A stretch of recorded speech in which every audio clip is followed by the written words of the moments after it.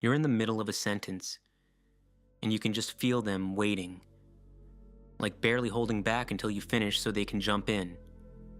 That's not a conversation, man. That's just two people running monologues in the same room, taking turns. Okay, so here's the thing. There's this skill that literally every single person on Earth thinks they already have. Like, nobody wakes up and goes, I'm actually pretty bad at talking to people. Nobody. We all see ourselves as decent communicators. Engaged, curious, present, right?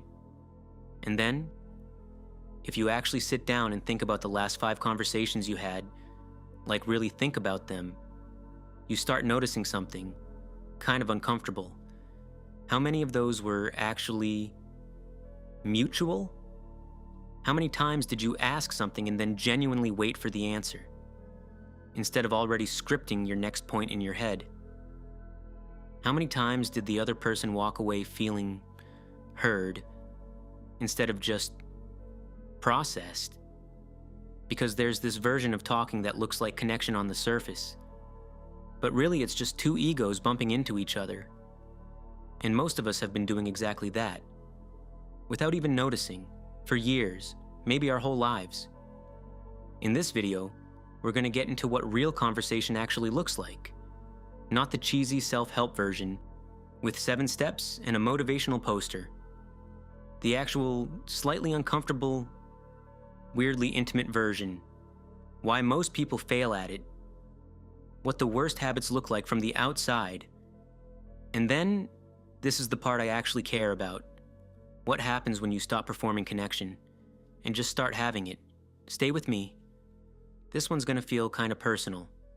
Let me paint you a picture, okay? You're at a restaurant with, like, a friend of a friend. You don't know them super well. You ask how work's been going, and they just immediately launch into this 15-minute download. Office politics, the coworker they hate, the manager who doesn't appreciate them.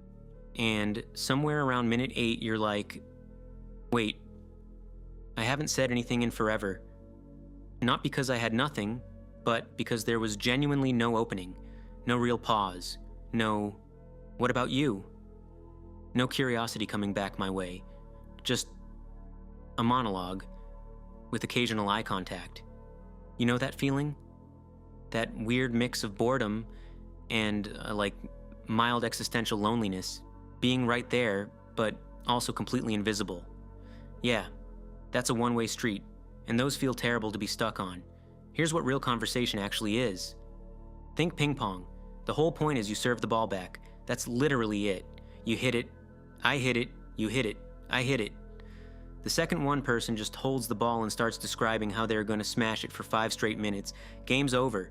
It's not ping pong anymore. It's just someone making noise next to a table. Conversation is exactly the same. You say something, I respond, but not just by dumping my own similar story. I actually engage with what you said. I ask about it. I follow the thread. I show you it landed somewhere, instead of just bouncing off while I waited for my turn. And here's where it gets subtle. Because there's this fake version of listening that's really just patience. You're quiet, nodding, looking attentive. But inside, you're literally writing your reply, waiting for that one sentence that means they're finally done. You're not with them in their story. You're in your own head, prepping your entrance. That's not listening. That's polite waiting. Big difference. Real listening is when what they said actually changes where the convo goes. When your follow-up could only exist because you heard them, not just, oh, that's cool, or same, or some one-word thing that slams the door shut. Because, look, short closed answers kill conversations dead. Someone asks what you did this weekend.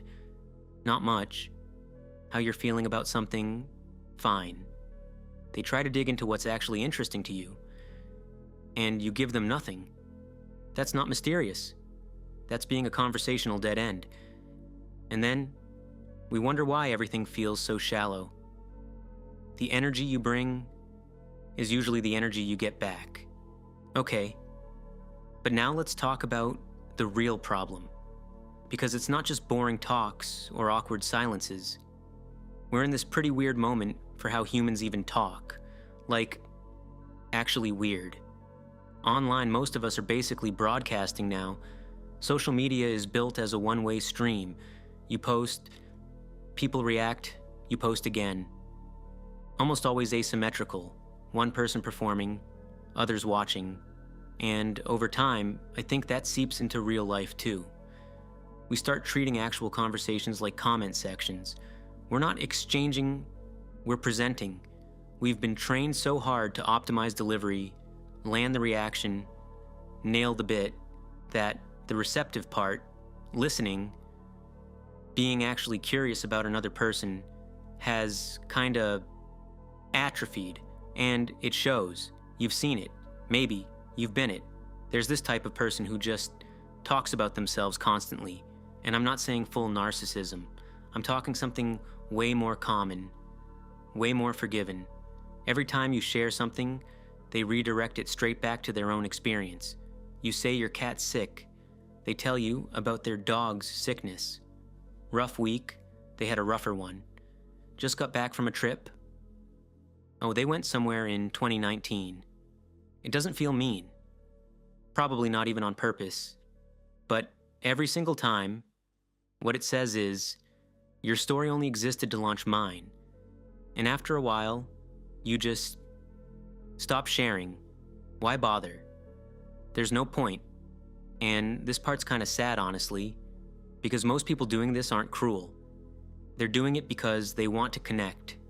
They genuinely think mirroring is how you bond. They don't see that real connection often means staying in your story, not jumping to mine, resisting the redirect, saying, wait, tell me more about that, instead of, yeah, me too, actually, and that instinct comes from a good place. It just backfires completely. So where does that leave us? I've been thinking about this a lot. Most people in most conversations are in what I'd call transactional mode. Every interaction has some hidden agenda. Not always dark, usually pretty innocent, but still an agenda.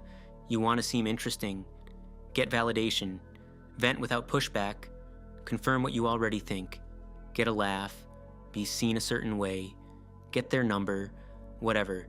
And when you go in wanting something, even unconsciously, you're not really present.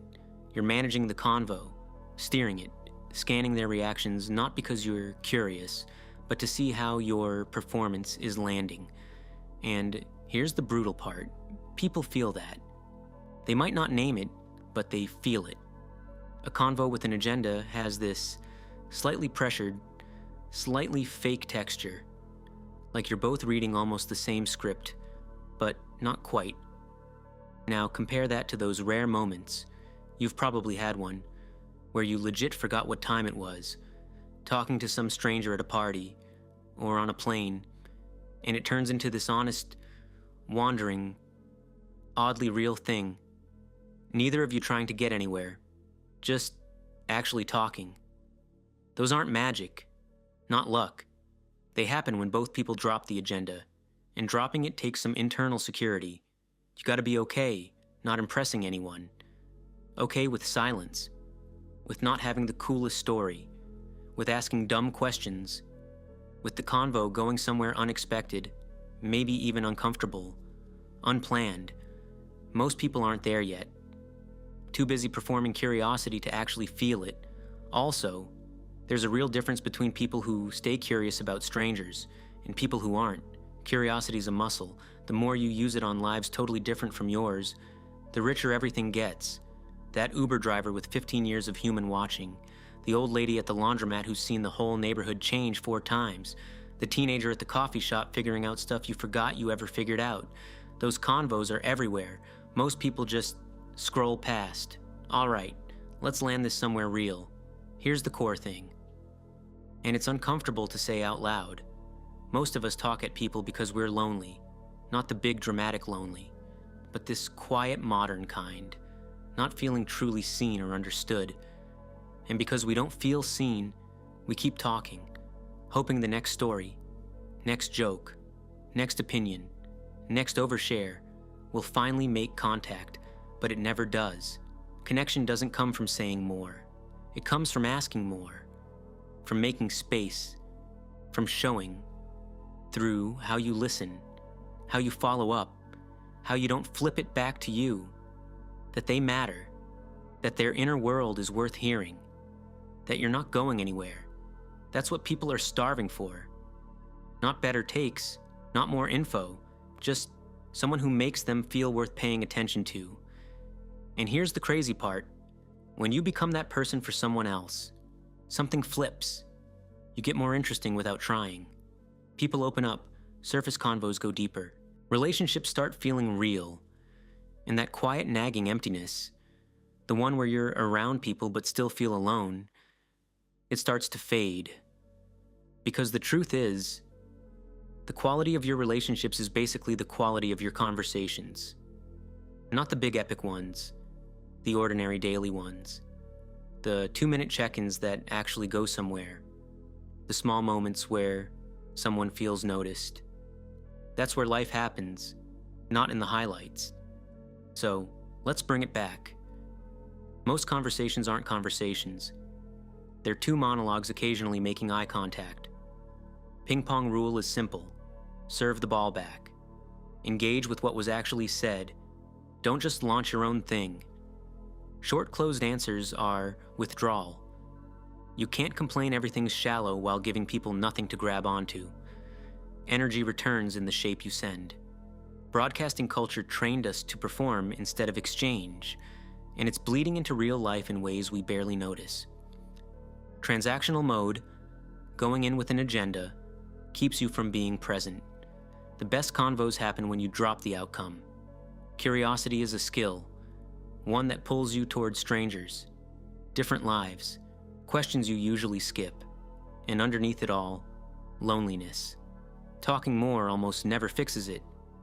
The deepest need isn't just to be heard, it's to feel worth hearing. And you can give that, starting in the tiniest exchanges.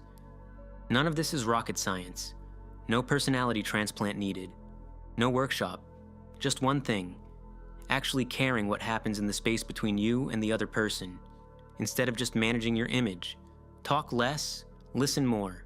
Be genuinely curious about at least one person today who has nothing obvious to offer you. See what comes back.